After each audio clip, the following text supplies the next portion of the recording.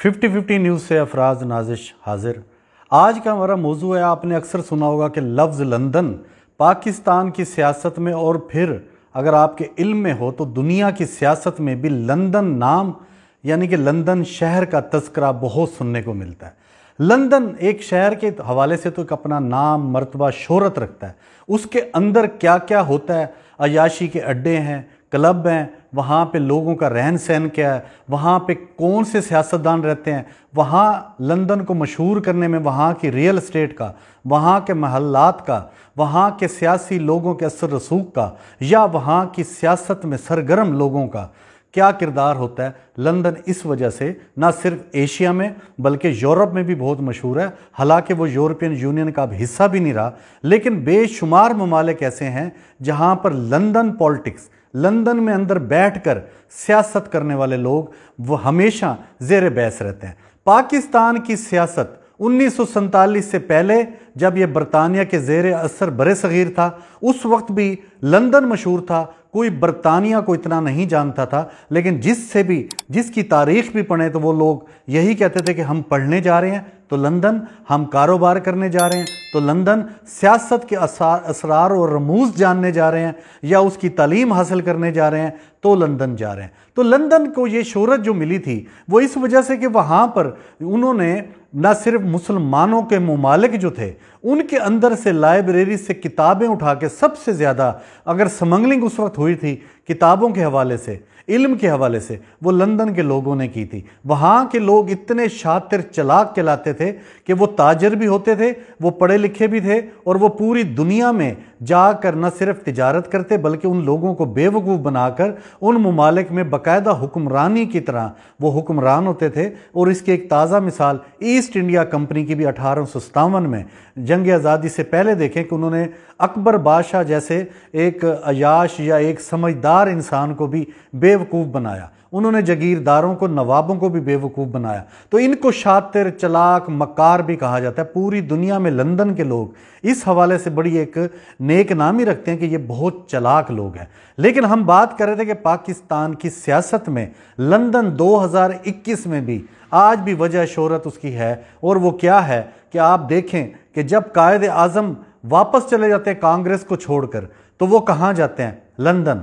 अगर अल्लामा इकबाल पढ़ने जाता है, अगर अल्लामा इकबाल अपने फ़लसफ़े की तालीम हासिल करने जाता है तो वो कहाँ जाता है? लंदन। अगर नवाब अपने बच्चों को पढ़ाते हैं, जागीरदार अपने बच्चों को आला तालीम के लिए भेजते थे तो लंदन। गांधी भी नहीं बच सका, जो एक सिर्फ लंगोट पहनता था, वो सादगी का एक मिसाल बन के अपनी कौम को धोखा देता था, लेकिन उसके अंदर भी अगर कोई जरासीम थे, खून दौड़ता था तो वो भी अंग्रेज़ों का। गांधी ने अगर मशूका अपनी रखी तो वो भी एक अंग्रेज़ थी। उसने अगर सियासत सीखी तो वो भी लंदन में बैठ के सीखी, लेकिन अपने बेवकूफ़ जब बनाया तो बरे सगीर के लोगों को बनाया।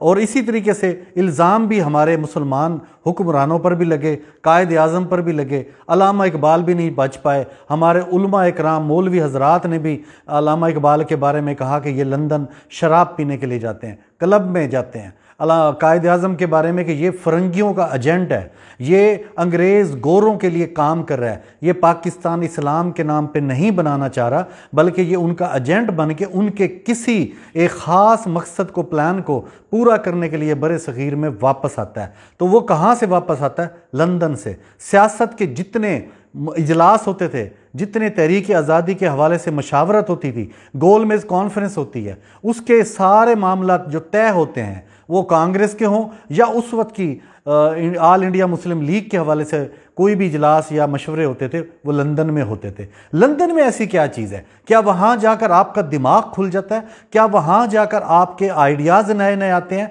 या वो लोग आपको मुफ्त में मशवरे देते हैं? या वहाँ यूनिवर्सिटीज़ में आपको ये कौम से गद्दारी सिखाई जाती है? या आपको लोगों को बेवकूफ़ बनाना सिखाया जाता है? या आपको ये सिखाया जाता है लंदन में बैठ के कि आपने नारे किस तरह के लगाने हैं, लोगों को पुरकशिश अपने मराद किस तरह बतानी है और इनको बाद में आराम से धोखा किस तरह देना है और खामोशी से अलहदा हो जाना है। तो ये लंदन अगर इसकी शोहरत इस वजह से है तो मेरे ख्याल में आज के 2021 में भी ये शोहरत आज भी मौजूद है हमारी पाकिस्तान की सियासत में।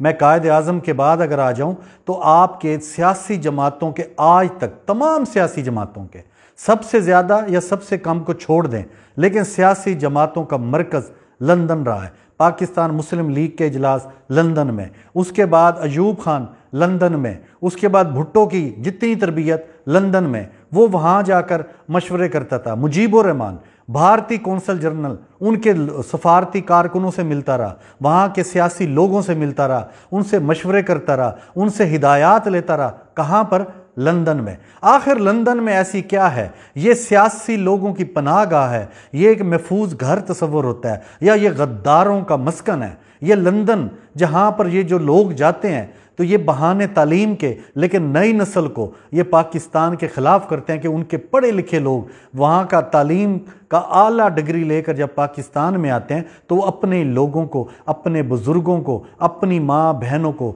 पेंडू कहते हैं, उनको कहते हैं कि ये पढ़े लिखे नहीं है, जाहिल हैं, अनपढ़ हैं। यानी कि वहाँ की डिग्री इन लोगों को न सिर्फ ज़मीनों के हिसाब से मोतबर करती थी बल्कि डिग्रियों के हिसाब से, तलीम के हिसाब से भी इनको हमेशा तकब्बुर सिखाती थी। तो जो तालीम तकब्बुर सिखाए वो कभी भी तालीम नहीं होती, वो जाहिल की तरफ जाने का पहला रास्ता होता है। तो लेकिन हम बात करें कि हमारे सियासी लोग आज भी लंदन में क्यों जाते हैं। आपको मैं छोटे से नाम लेता हूँ, अल्ताफ़ हुसैन लंदन, उसको वहाँ पर बैठकर उसने MQM का पूरा निज़ाम चलाया, पाकिस्तान को वहाँ से बैठ के गालियाँ दी, मुल्की सालमियत पर उसने वहाँ पर बैठ के भारत के एजेंडे पे काम किया। उसके अलावा मुस्लिम लीग नून को देख लें, उनके अलावा आप काफ लीग के लोगों को देखें, अभी भी मुस्लिम लीग के लोग जो हैं वो कहाँ बैठे हैं? नवाज शरीफ लंदन में, उसकी औलाद लंदन में, नेशनलिटी लंदन की, वहाँ पर रियल एस्टेट का बिजनेस लंदन का, उनके बच्चे जो छोटी सी उम्र में जब उनको तालीम हासिल करनी चाहिए थी और वो अरबों और खरबों पति हो गए, वो कौन सा शहर था? लंदन। इसके अलावा आज मुस्लिम लीग के कई रहनुमा लंदन में बैठे हैं, आबिद शेर अली लंदन में बैठा है, खुर्रम दस्तगीर लंदन में जा रहा है। आप MQM के लोगों को देखें, वो लंदन है या उनका कनाडा होगा, आपको ये सारे लोग वहीं मिलेंगे, इनके कारोबार वहीं मिलेंगे। मोहन्नस इलाही का कारोबार भी आपको लंदन में मिलेगा, आपको MQM के लोगों के कारोबार वहाँ मिलेंगे। फजलुर रहमान की जायदाद रियल एस्टेट, फजलुर रहमान इसकी भी लंदन में सबसे ज़्यादा, इसके भाई भी वहीं पर जायदादें लेकर बैठे हैं। तो ये सिर्फ लंदन पाकिस्तान के सियासी लोगों का गढ़ नहीं है, ये अंग्रेज़ लोग जो यूरोपियन के, जो अफ्रीका के हैं, जो बड़े बड़े डॉन हैं, जो मैक्सिको के, कोलंबिया के जो बड़े बड़े डॉन हैं, जो बांग्लादेश, श्रीलंका और जो नेपाल, मलेशिया, इंडोनेशिया, जो भारत के बड़े बड़े लोग हैं। मैं देख रहा था कि पाकिस्तान के सिर्फ 18 लोग हैं बड़े बड़े बिग गन जो लंदन में शरीयत लेकर उसके कानून के तहफ़्फ़ुज़ में, उसकी पनाह में बैठे हुए हैं। और इसके बरअक्स इंडिया के 77 लोग, 77 बिजनेस आइकॉन, टाइकॉन, वो लोग लंदन में इसी तरीके से बैठे हैं जिस तरह पाकिस्तान के सियासतदान बैठते हैं।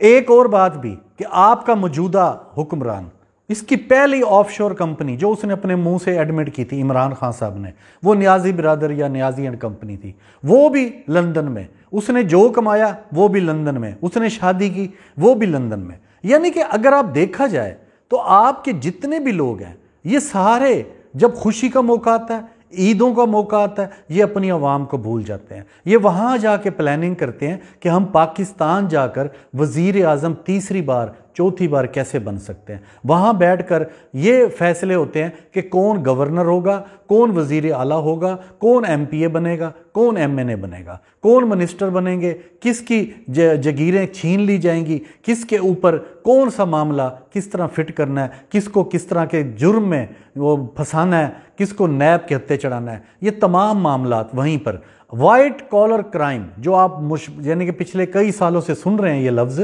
इसका मरकज़ भी वो बरतानिया का शहर लंदन है। आपके तमाम बैंकों के मामलात स्विट्ज़रलैंड के बाद अगर पूरी दुनिया में अगर हराम का पैसा जो कि बरतानिया के कानून के अंदर नहीं है, लेकिन फिर भी बरतानिया ऐसे हज़ार जो लोग हैं उनको पनाह देकर उनके पैसे पे वहाँ पर कब्जा करके सांप बन के बैठा हुआ है। और वो इस चीज़ को मुहज़्ज़ब का लिबादा उसने ओढ़ा हुआ है बरतानिया ने। और वो इन चीज़ों को जब इत्तेजाज किया जाता है तो फिर वो कहीं ना कहीं जाकर अपने कानून को सामने लाता है। और उसने 2-3 मुल्कों को, गरीब मुल्कों को पैसे लुटा दिए। कभी ईरान के पैसे लुटाए, श्रीलंका के भी लुटाए, मलेशिया के भी लुटाए, उसने इराक के भी थोड़े से। लेकिन इस जो पैसा लुटाया उसके ऊपर उसने मुनाफा नहीं दिया, असल दिया। उसने हज़ारों साल उसने इसी तरीके से, जब उसकी सल्तनत में सूरज गुरूब नहीं होता था बरतानिया का, तो वो क्या करता था, आप मुसलमानों को, जैसे हसन निसार कहता है कि मुसलमान जो थे वो जब बरसगीर में आते थे हिंदुस्तान में तो ये डाकू थे, चोर बन के आते थे। उसने कभी भी अपने बाप बरतानिया के बारे में ये आपको कभी नहीं बताया कि वो लोग भी यहाँ से खजाने लूट के ले गए, म्यूजियम खाली कर दिए, सिर्फ पाकिस्तान, बरसगीर हिंदुस्तान के नहीं, उसने तमाम एशियन कंट्रीज के जहाँ जहाँ उसका राज था। आज बरतानिया के अंदर जितने म्यूजियम भरे हुए हैं, जितने नवादरात हैं, जो आपके आबाओ अजदाद की कीमती चीज़ें थी वो आपको कहाँ मिलती हैं, आपको तस्वीर कहाँ मिलती हैं। कायदे आज़म की वीडियो, उनकी तस्वीर, लियाकत अली ख़ान, फातिमा जिन्ना, ये सारी चीज़ें नयाब किस्म की जो दस्तावेज़ात हैं वो सारे आपको म्यूज़ियम में मिलेंगी, बरतानिया की कस्टडी में मिलेंगी, उनके लॉकर्स में मिलेंगी। आप पैसों को समझते हैं कि बहुत मालियत की चीज़ें होती है, कीमती चीज़ होती है, करेंसी। आप इन चीज़ों को देखें, किसी कौम की ये जो नवादरात होते हैं ये इनके असासे होते हैं। आपकी मरूसी जायदाद यही कहलाती है। लेकिन लंदन जैसे शहर या बरतानिया जैसे मुल्क के आगे बोले कौन। अच्छा, आप आखिरी बात मैं आपको थोड़ा समझाना चाह रहा हूँ कि बरतानिया ऐसे लोगों को फैसिलिटेट क्यों करता है, ऐसे लोगों को अपने मुल्क में पनाह क्यों देता है। इसलिए कि वो भी सुपर पावर बनने का एक ख्वाब रखता है। वो भी किसी जगह पे अमेरिका के साथ खड़ा शाने से शाना मिलाकर, तो किसी जगह वो रशिया के साथ खड़ा होता है। कभी वो यूरोपियन यूनियन की गोद में बैठा, कभी वो एशियन के अंदर भी अपने आप को मुल्कों का हमदर्द समझता है। दौलत मुश्तरका जो कौंसिल उसने बनाई हुई है उसका आज भी परदादा ये बरतानिया ही है। उसने जिन मुल्कों के ऊपर कब्जे रखे थे उनकी कौंसिल बनाई है, उनके ऊपर ये एहसास रखा है, एहसास महरूमी का, एहसास कमतरी का, कि तुम मेरे गुलाम थे। आज देख लें कि उसकी तालीम का निज़ाम आपको एशिया में नजर आता है, ख़ास तौर पे पाकिस्तान में। आप लोग कहते हैं कि उसको क्या मफाद है, उसका मफाद ये है कि वो आपकी नस्ल को तबाह कर रहा है। उसका मफाद ये है कि वो अपनी तालीम के ज़रिए आपकी कौमी और मादरी खूबसूरत ज़ुबानों को, मीठी ज़ुबानों को, जो दुनिया में सारी दुनिया मानती है कि पाकिस्तान की ज़ुबानें मीठी हैं, लेकिन उसने अपनी अंग्रेज़ी के ज़रिए आपकी नस्ल को गाली बना दिया कि अगर उर्दू में बात करेंगे, पंजाबी में करेंगे, सिंधी में करेंगे, सराइकी में करेंगे, पश्तो में करेंगे, बलोची में करेंगे या कश्मीरी ज़ुबान में करेंगे, तो ये बच्चे, हमारे ही बच्चे, जिनके वालिदैन उनको कहते हैं कि तुम अंग्रेजी में बात क्यों नहीं करते, स्कूलों में जाके लड़ते हैं कि आप हमारे बच्चे को क्या पढ़ा रहे हो, ये घर आता है और उर्दू में बात करता है।